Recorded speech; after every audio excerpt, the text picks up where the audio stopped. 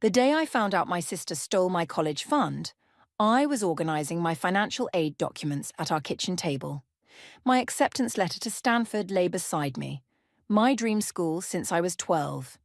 I'd worked my entire life for this moment, maintaining a 4.0 GPA while juggling 3 part-time jobs to supplement the savings account my parents had started for me when I was born.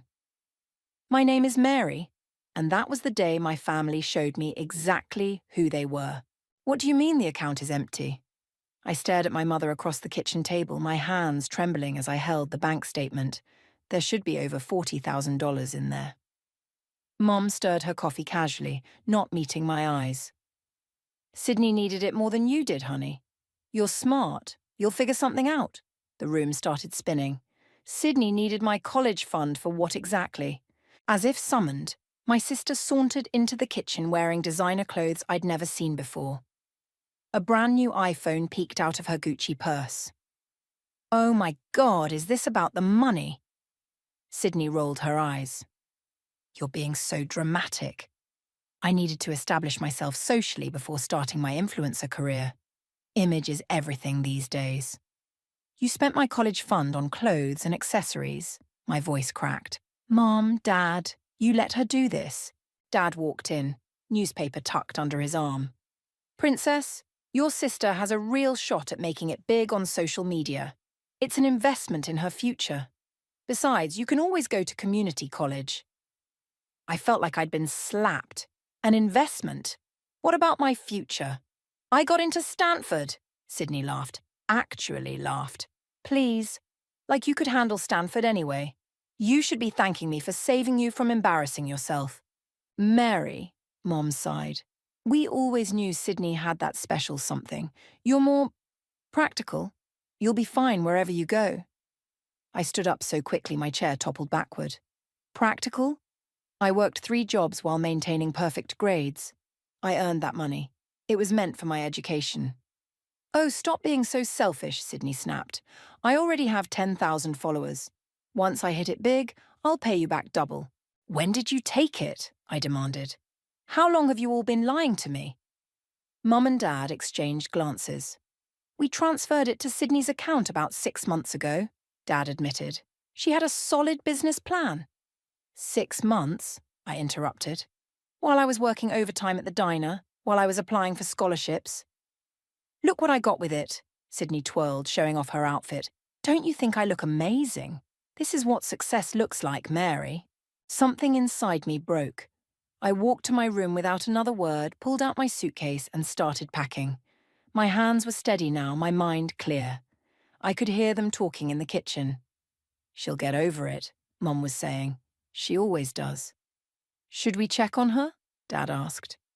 Let her throw her little tantrum, Sydney replied. She's just jealous of my potential. I zipped up my suitcase and walked back to the kitchen. I'm leaving. Don't be ridiculous, Mom scoffed. Where would you go? Anywhere but here. I pulled out my phone and dialed my friend Brady's number.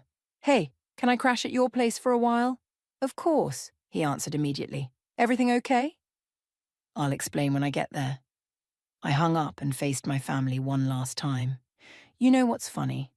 I always knew Sydney was your favourite, but I never thought you'd steal from me to prove it. We didn't steal anything, Dad protested. We redistributed family resources. Save it. I headed for the door. I hope those followers are worth it, Sydney, because you just bought them with my trust and respect. Mary, don't be dramatic, Mom started. I'm not being dramatic. I'm being practical, remember? And practically speaking, I no longer have a family. I walked out, wheeling my suitcase behind me. As I reached the sidewalk, I heard Sydney call out, "You'll regret this when I'm famous." I didn't look back. I had exactly $342.87 in my personal account, a part-time job at a diner, and an acceptance letter to a school I could no longer afford. But I also had something else. A burning determination to prove them all wrong. Brady was waiting for me when I arrived at his apartment 20 minutes later. One look at my face and he knew something was seriously wrong. Want to talk about it? He asked, helping me with my suitcase. I took a deep breath. Yeah, but first, I need to figure out how to apply for student loans. I'm going to Stanford with or without their help. Living out of Brady's spare room wasn't exactly the fresh start I'd imagined for myself, but it was better than going back home. The first week was the hardest. I'd wake up confused, reaching for my childhood alarm clock before remembering where I was. "You need to eat something," Brady insisted one morning, sliding a plate of scrambled eggs across his kitchen counter. "You've got that financial aid meeting at Stanford today." I pushed the eggs around with my fork. "What's the point? Even with loans and aid, I'm still short by thousands." "Then we'll figure something out," Brady sat beside me. "But you're not giving up. I didn't watch you work your ass off for 4 years just to let your sister's shopping spree derail your future." The financial aid officer's name was Rachel, and she changed my life that afternoon. "Your situation is unusual," she said, reviewing my documents. "But not impossible. Tell me, Mary, how badly do you want to attend Stanford?" "More than anything," I replied without hesitation. "I'll work 3 jobs if I have to." Rachel smiled. "That won't be necessary. There's a work-study program in my department. It won't cover everything, but combined with loans and a partial scholarship, I think we can make this work. The catch is, you'll need to take a reduced course load. It might take 5 years instead of 4. "I'll take it," I said immediately. "I don't care if it takes 10 years. That evening, I picked up an extra shift at the diner to celebrate. The irony wasn't lost on me, celebrating the chance to work more by working more. As I refilled coffee cups, my phone buzzed with a text from Sydney. "OMG sis, just hit 15K followers. Told you this was a good investment. Miss you." I deleted it without responding. Months passed. I settled into a routine. Classes in the morning, work-study in the afternoon, diner shifts at night. Brady's spare room became my sanctuary, decorated with second-hand furniture I'd picked up from yard sales. "You should see their Facebook posts," Brady said one evening as we shared takeout. "Sydney's influencer career isn't exactly taking off. Your dad's business isn't doing great either." "I don't want to know," I replied, focusing on my noodles. "They're not my problem anymore." But late that night, I found myself scrolling through their profiles. Sydney's follower count had plateaued. Her latest posts were mostly ads for sketchy weight loss teas. Mum's usually cheerful updates had taken on a worried tone, with vague references to challenging times and keeping faith. The next morning, Rachel caught me yawning during our work-study shift. "Late night?" she asked, handing me a stack of files to organize. "Just thinking too much." I hesitated. "Can I ask you something? How do you know when you've made the right choice?" Rachel set down her coffee. "Is this about your family?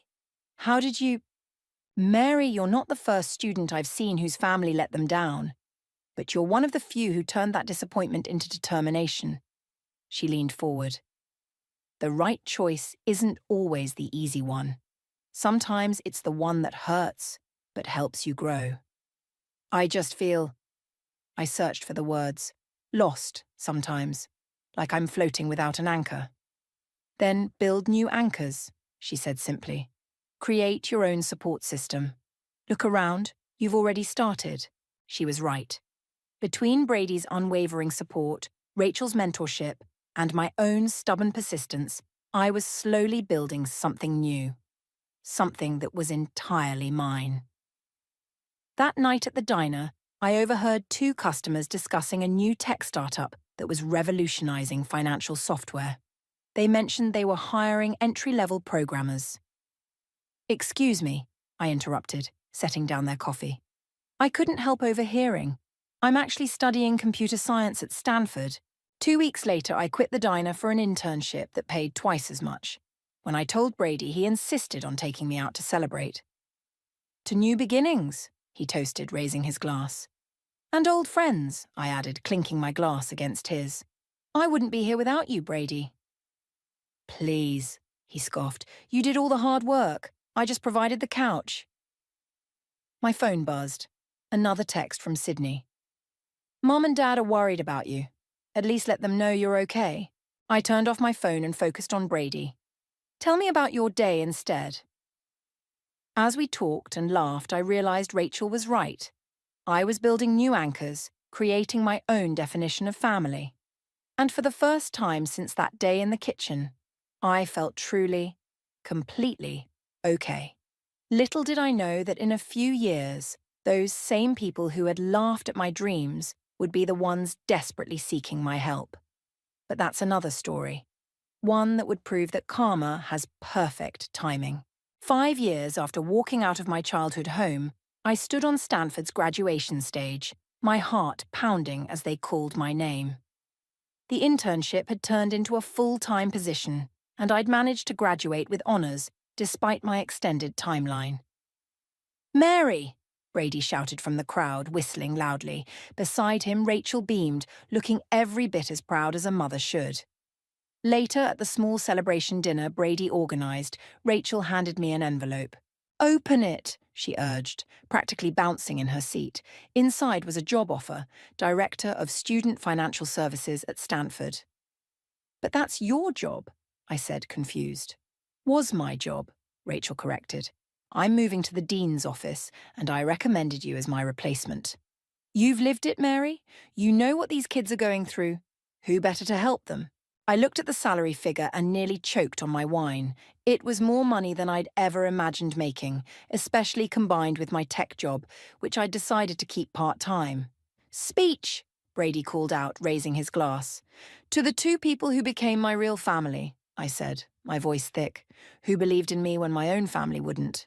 Speaking of family," Brady said carefully, sliding his phone across the table, "you might want to see this."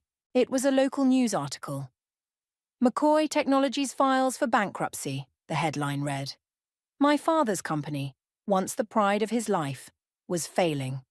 The article mentioned mounting debts and mismanagement. "There's more," Brady added. "Sydney's influencer career." Well, I pulled up her Instagram. Her follower count had dropped dramatically, and her last post was a tearful video about being scammed by a fake modelling agency.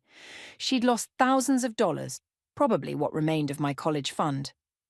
"Are you okay?" Rachel asked softly. "Honestly, I feel nothing." I handed the phone back to Brady. They made their choice 5 years ago. The next morning, I walked into my new office at Stanford, ready to start my first day. By lunch, I'd already helped 2 students figure out their financial aid options. As I was reviewing a third case, my office phone rang. "Mary?" "It's Mom." My hand froze over the paperwork. "How did you get this number?" "Your old friend Jessica works in administration. Please don't hang up." Her voice cracked. "We need to talk." "We needed to talk 5 years ago," I replied coldly, "before you let Sydney steal my future." "She didn't steal—" Mom caught herself. "Look, things are difficult right now. Your father's business, Sydney's investments. We're losing the house, Mary." "That sounds like a personal problem." "We're family," she pleaded. "Family?" I laughed. "Family doesn't steal from each other. Family doesn't dismiss dreams as impractical. Family doesn't—" "We made a mistake," she interrupted. "We know that now. Please, can we just meet? Have dinner? Your father and Sydney will be there. We need to make things right." I was about to refuse when Rachel's words from years ago echoed in my mind. Sometimes the right choice is the one that hurts but helps you grow. "Fine," I said finally. "Thursday night. Send me the details." After hanging up, I called Brady. "They want to meet," I told him. "Are you going?" "Yes." I took a deep breath. But not for them. For me. I want them to see exactly what they threw away. That evening, I stood in front of my mirror, adjusting my blazer. My reflection showed someone different from the broken girl who'd fled with a single suitcase. This woman was successful, confident, and, most importantly, whole. My phone buzzed with a text from Sydney. "Can't wait to see you, sis. We have so much catching up to do." I thought about all the times I'd dreamed of this moment, of showing them how wrong they were about me. But now that it was here, I realized something important. I didn't need their validation anymore. "You don't have to do this," Brady said when I called him again. "I know." I grabbed my car keys. "But I want to. Besides, I'm curious to see what they think constitutes making things right." "Want me to come with?" "No," I replied, thinking of the folder I'd prepared with bank statements, achievement certificates, and my new business cards. "I can handle this." As I drove to the restaurant, I thought about how life has a way of coming full circle. 5 years ago, they'd laughed at my dreams. Now they needed my help. The irony wasn't lost on me, but I wasn't the same person they'd betrayed. I was stronger now, wiser, and I had a feeling this dinner was going to be very interesting indeed. The restaurant they chose was significantly less upscale than the ones they used to frequent. I spotted them immediately. Mom nervously adjusting her knockoff handbag, Dad's shoulders slumped in his worn suit, and Sydney picking at her chipped nail polish. "Mary!" Sydney jumped up, arms outstretched for a hug I didn't return. Her designer clothes were gone, replaced by fast fashion basics. "Let's skip the pretense," I said, taking my seat. "You didn't invite me here for a family reunion." Mom's face fell. "Can't we at least catch up first? You look different." Success does that to a person. I placed my folder on the table. "So, who wants to start?" "Dad, how's the business?" He flinched. We've hit a rough patch." "The market?" "Filed for bankruptcy," I corrected. "Sydney, how's the influencer career?" She stared at her water glass. "That's not fair." "Neither was stealing my college fund, but here we are." "Mary," Mom interrupted. "We know we made mistakes, but we're still family." "Family?" I opened my folder and pulled out my bank statement from 5 years ago. "Let's talk about family. Here's the account you emptied. $43,000 to be exact, my entire future." "We can explain," Dad started. "I'm not finished." I pulled out my Stanford acceptance letter. "Remember this? The one you said I couldn't handle?" "Well, guess what?" I slid my diploma across the table. "Graduated with honours, while working 2 jobs." Sydney's eyes widened at my business cards. "Director of Student Financial Services, and you work in tech too?" "Turns out I'm not just practical, I'm actually pretty damn successful." I leaned back. "Now, why don't you tell me why we're really here?" Mom burst into tears. "We're losing everything, Mary. The house, the cars, your father's business debts." "The modelling agency scammed me," Sydney added quietly. "All my followers left when I couldn't maintain my lifestyle." "We need..." Dad cleared his throat. "We need help. A loan. Just until we get back on our feet."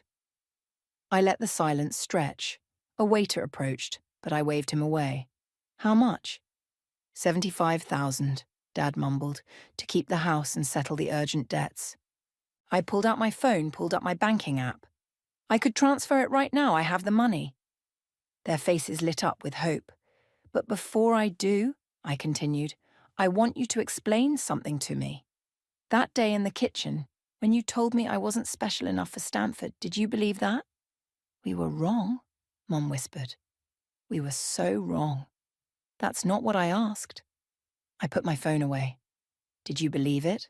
Sydney spoke up, her voice small. "I did. I thought I was better than you, that I deserved it more.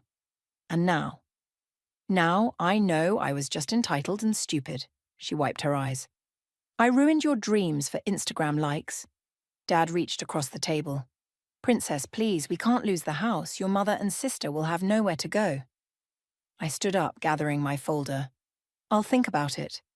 "That's it?" Sydney's voice cracked. "You're just leaving?" "Unlike some people, I don't make major financial decisions on impulse." I pulled on my coat. "I'll contact you with my decision in 3 days." "Mary, wait," Mom called as I turned to leave. "What happened to you? You used to be so sweet." I paused, looking back at their desperate faces. "I grew up. I learned that sometimes the people who should love you the most are the ones who hurt you the worst. And I learned that I'm worth more than you ever thought I was." "We know that now," Sydney whispered. "No," I corrected her. "You know you need me now. There's a difference." As I walked to my car, my phone buzzed with a text from Brady. "How'd it go?" I typed back, "They need 75K. They're desperate." His response was immediate. "What are you going to do?" I smiled, thinking of the document I'd asked my lawyer to draw up yesterday just in case. Something they'll never expect. Because while they thought they were asking for a loan, I had a different proposition in mind. One that would make them face exactly what they'd done to me, dollar by dollar, day by day. They wanted my help? Fine. But this time, we'd do it my way. And my way involved a contract that would make them understand the true cost of betrayal. I started my car, already drafting the terms in my head. 3 days. In 3 days, they'd learn exactly what kind of woman their practical daughter had become. 3 days later, I walked into my lawyer's office where my family was already waiting. Their faces lit up with hope when they saw me. Hope that quickly faded when they noticed the thick contract I was carrying. "What's this?" Dad asked, eyeing the document. "My terms." I sat down, sliding a copy to each of them. "You want $75,000? Here's how you'll get it." Mom flipped through the pages, her hands trembling. "A contract, but we're family." "Family didn't stop you from stealing from me." I nodded to my lawyer. "Please explain the terms." He cleared his throat. "The $75,000 will be disbursed in monthly installments of $5,000, provided all conditions are met." "Conditions?" Sydney interrupted. "What conditions?" "First," I said, "Sydney needs to get a real job. Not influencing, not modelling. An actual 9 to 5 position. Each month she'll put half her salary into a scholarship fund I'm establishing for students whose families have abandoned them financially." Sydney's face reddened. "That's not—" "Second," I continued, "Dad needs to take a financial management course and work with a court-appointed bankruptcy advisor. No more risky business ventures." Dad started to protest, but I held up my hand. "Third, Mum will volunteer 10 hours per week at the University Financial Aid Office, helping students figure out how to pay for college when their families let them down." "This is ridiculous," Mum sputtered. "We're asking for help, not punishment." "No," I corrected her. "You're asking for money. I'm offering a chance at redemption. There's more." My lawyer turned to the next page. "The house will be sold. A smaller, more affordable property will be purchased with part of the funds. The remaining money will go toward debt settlement." "Sell the house?" Dad exploded. "That's our home." "No, it's a symbol of your pride that you can no longer afford." I leaned forward. Just like my college fund was supposed to be untouchable. But here we are. Sydney was reading through the contract, her face pale. "It says here we have to attend family therapy?" "Monthly sessions, all of us." I met their shocked stares. "You want to talk about family? Let's talk about it with a professional who can help us unpack exactly what happened 5 years ago. And if we refuse?" Mum's voice was barely a whisper. "Then you get nothing." I stood up. "You have 1 hour to decide. I'll be in the coffee shop downstairs." Brady was waiting for me there. "How'd they take it?" "About as well as expected." I stirred my coffee. "They thought I'd just write a check and forget everything that happened." "Will they sign?" "They don't have a choice. The bank's foreclosing next month and Sydney's credit is destroyed from her failed influencer ventures." 45 minutes later, my lawyer called. They were ready to talk. I returned to find them huddled together, looking defeated. "Before you sign," I said, "I want you to understand something. This isn't about revenge. This is about accountability." "It feels like punishment," Sydney muttered. "Really? Because to me it feels like an opportunity, the kind you didn't give me." I pulled out my own pen. "I'll sign first, to show you I'm committed to this. All of it, including the therapy." Dad picked up his pen next. "We really don't have a choice, do we?" "You always have a choice, just like you had a choice 5 years ago." I watched as he signed. "The difference is this time I'm giving you a chance to make the right one." Mom signed next, tears falling onto the paper. Sydney was last, her signature shaky but determined. "What now?" she asked. "Now," I said, gathering the contracts. "You start over. Just like I had to. The first installment will be transferred tomorrow. Sydney, I have 3 job interviews lined up for you next week. Dad, your first financial management class starts Monday. And the therapy?" Mom asked. "First session is Thursday at 6 p.m. Don't be late." I handed them each a copy of the signed contract. "Welcome to your fresh start. Try not to waste it this time." As they filed out, Sydney lingered behind. "Why are you really doing this?" You could have just said no. I thought about the scared girl I'd been, packing her bags with shaking hands, about Brady's spare room and Rachel's kindness, about late nights studying and early mornings working. Because someone once told me that the right choice isn't always the easy one. I met her eyes. Sometimes it's the one that hurts but helps you grow. She nodded slowly, understanding dawning in her eyes. As she left, I pulled out my phone to text Brady. They signed. All of them. His response came quickly. You're either the most forgiving person I know or the most brilliant. I smiled, thinking of the journey ahead. Maybe I'm both. The first therapy session was as uncomfortable as I'd expected. We sat in a semicircle, the tension thick enough to cut with a knife, while Dr. Roberts observed us with practiced patience. Let's start with that day, she said. The day Mary discovered her college fund was gone. Do we have to? Sydney squirmed in her seat. Yes, I said firmly. We do. I remember feeling justified, Sydney admitted after a long pause, like I deserved it more because I had this grand plan to be famous. And now? Dr. Roberts prompted. Now I'm working as a junior administrative assistant, making coffee for people Mary's age who are already executives. Sydney's voice cracked. I wasted everything. Her money, my time, my reputation. Mom reached for her tissue box. We enabled her. We really thought, that I wasn't worth investing in, I finished. That I was just the practical one, the backup plan. No, Dad protested. We never thought. Really? I pulled out my phone, played the video I'd recorded that day. Their own voices filled the room. Sydney has that special something. You're more practical. Like you could handle Stanford anyway. Dr. Roberts watched their faces as they heard themselves. That must have been painful to record.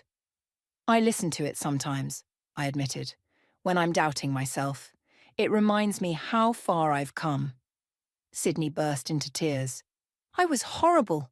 I can't believe I laughed at your dreams. Sydney, Dr. Roberts said gently. Why do you think you did that? Because I was terrified of failing. The words exploded out of her. Mary always knew what she wanted. She worked hard, had real goals. I thought if I could be famous fast, I could prove I was special too. The session continued, peeling back layers of resentment, jealousy, and misplaced priorities. By the end, we were all emotionally exhausted. In the parking lot, Sydney caught up with me. I got my first paycheck yesterday. I know, the scholarship fund received your deposit. It felt good, actually, earning something real. She hesitated. My co-worker mentioned they're looking for someone in the IT department. I thought, maybe I could take some coding classes. I studied her face, searching for any trace of the entitled girl who'd laughed at my ambitions. Instead, I saw something new. Humility. Maybe even determination. The community college has excellent night classes, I said finally. I could help you with the application. The next week, Dad called me to his financial management class. Would you mind sitting in? There's something I need to say. I found him standing at the front of the class, hands shaking slightly. This is my daughter, Mary, he told the room full of other struggling business owners. 5 years ago, I stole her college fund to finance my other daughter's social media career. I lost everything, my business, my home, and most importantly, my daughter's trust. Don't make my mistakes. Don't let pride blind you to what really matters. Later, over coffee, he showed me his new budget plan. The bankruptcy advisor says if we stick to this, we could be debt-free in 3 years. That's good, Dad. Mary, his voice was small, I'm sorry, not just for the money, for not believing in you. Mom's transformation was slower, more resistant, but after a month of working in the financial aid office, something changed. I met a girl today, she told me during our next therapy session. She reminded me of you. Brilliant, hardworking, but her parents, they didn't think college was necessary for a girl. She wiped her eyes. I helped her find scholarships, loans, work-study opportunities. I kept thinking about how no one did that for you, how we did the opposite. Did she get the funding she needed? I asked. Mom smiled through her tears. Yes. She starts next semester. Dr. Roberts leaned forward. How did that make you feel, helping her? Like I was finally doing what a mother should do, supporting someone's dreams instead of crushing them. As I drove home that evening, Brady called to check in. How was therapy? Surprising, I answered. They're actually trying, really trying. And how do you feel about that? I thought about Sydney's coding classes, Dad's humility, Mom's gradual understanding. Cautiously optimistic, but also what? Proud of myself. Not for succeeding despite them, but for giving them a chance to become better people. I pulled into my driveway. Even if it took a legally binding contract to make it happen. That's because you're not just the practical one anymore, Brady said. You're the strong one, the wise one. He was right. I wasn't just surviving anymore, I was thriving, and somehow impossibly helping my family learn to thrive too. On my terms this time. 6 months into our contract, I sat in the audience at Sydney's community college, watching her give a presentation for her introductory programming class. Her hands shook slightly as she demonstrated the simple app she'd built, but her voice was steady. And that's how I created my first budgeting application, she concluded, inspired by my own experience with financial mismanagement. During the Q&A, someone asked about her previous career as an influencer. Actually, Sydney replied, meeting my eyes in the audience, that wasn't a career. That was me stealing my sister's future because I was too afraid to build my own. This, learning to code, working a real job, building something useful, this is my career.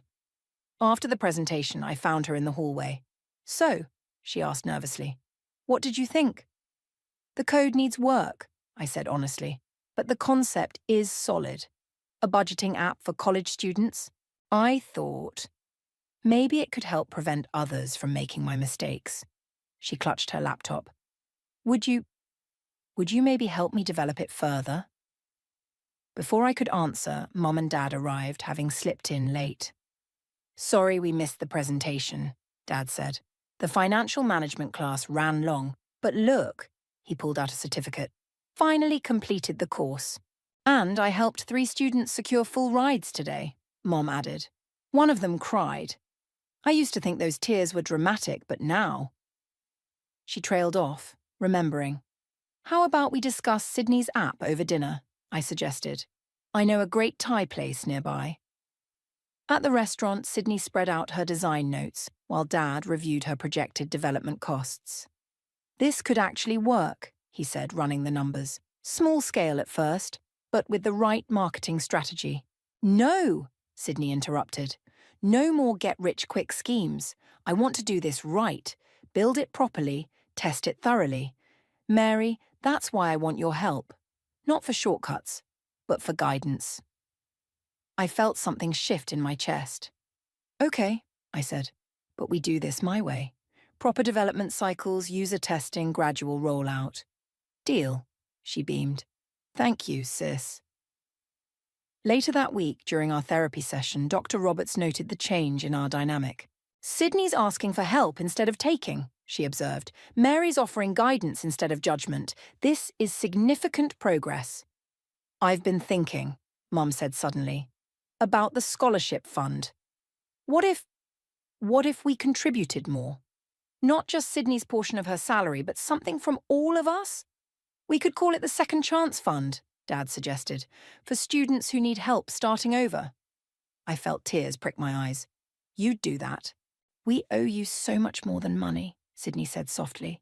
We owe you an entire future that we tried to steal. Maybe this way, we can help give other students the chance we almost took from you. Dr. Roberts smiled. Mary, how does that make you feel? Validated, I admitted. Like you finally understand what education means, what dreams mean. After the session, Dad pulled me aside. The house goes on the market next week. Are you okay with that? No, he said honestly. But I'm learning that being okay with something isn't as important as doing what's right. We found a smaller place, closer to Sydney's school and your mom's volunteer work. And your new job? He smiled wryly. Being a junior accountant at 60 isn't exactly what I planned, but it's honest work. That means something now. That night, I met Brady for our weekly dinner. "You're looking thoughtful," he noted. "Sydney asked for my help with her app today. Actually asked instead of assuming or demanding. And? And I wanted to help her. Genuinely wanted to." I pushed my food around. "Is that weird? After everything?" "No," Brady said. "It's growth. On both sides." My phone buzzed. A text from Sydney. "Reviewed your coding suggestions. Makes so much sense now.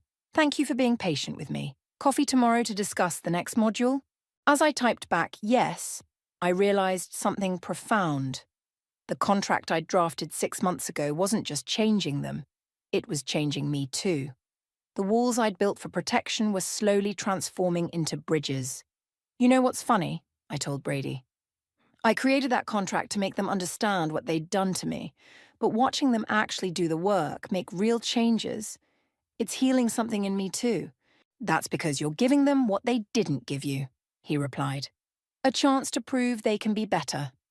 I thought about Sydney's app, Dad's humble new job, Mum's dedication to helping students.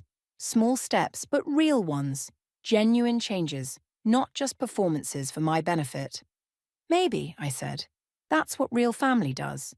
Not just love each other, but help each other grow." The final payment hit my account on a Tuesday morning. I stared at the notification, remembering the scared girl who'd fled with nothing but a suitcase and determination. Now, sitting in my office at Stanford, I pulled out the contract that had changed everything. My phone buzzed, a message from Sydney. "Check the App Store. We're live." I opened the store and found it immediately. Fresh Start Finance, building better financial futures. Below the description was my sister's name as lead developer, and mine as project advisor. 300 downloads already, Brady said, poking his head into my office. "Not bad for day one." "Did you see the dedication page?" He leaned over my shoulder as I tapped through the app. There it was, in simple text. "To my sister Mary, who taught me that real success comes from hard work, not shortcuts. Thank you for my second chance." The door opened again. Mum, carrying her volunteer coordinator badge and a stack of files. "2 more full scholarships approved," she announced. "The Second Chance Fund is making a real difference. You should see these students' faces when they realize they can actually afford college." "Speaking of the fund," Dad entered behind her, straightening his accountant's tie. "The quarterly reports are ready. We've helped 28 students so far." I looked at them, really looked at them. Mum's pride wasn't about appearances anymore, but about impact. Dad's confidence came from honest work, not risky schemes. And Sydney, she'd traded Instagram filters for computer filters, building something real. "Family therapy in 20 minutes, Sydney reminded everyone joining us. "Dr. Roberts said it's time to discuss ending the formal sessions." "Are we ready for that?" Mum asked. "I think we are," I said, surprising myself.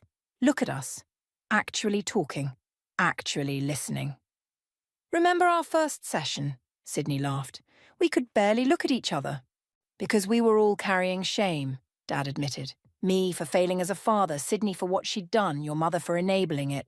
And me for being angry," I added, "for needing that contract to force you to change." "That contract saved us," Mum said quietly. "Not just financially. It made us face ourselves." Brady cleared his throat. "Speaking of facing things, Mary, should we tell them?" I nodded, standing up. "We're getting married. Small ceremony next month." "Oh, honey." Mom stepped forward, then hesitated. Would it be okay if I helped plan it?" The old fear flickered. Would she try to take over, make it about appearances? But I saw only genuine hope in her eyes. "Actually," I said, "I'd really like that." Sydney wiped her eyes. "Does this mean, are we really family again?" "We're something better," I replied. "We're a family that learned from our mistakes, that grew stronger from our breaks." Dr. Roberts welcomed us warmly when we arrived at her office. "I understand you want to discuss concluding our sessions." "The contract is fulfilled," I explained. "All the terms met, all the payments made." "And how do you feel about that?" I looked at my family, my real family, rebuilt from the ashes of betrayal.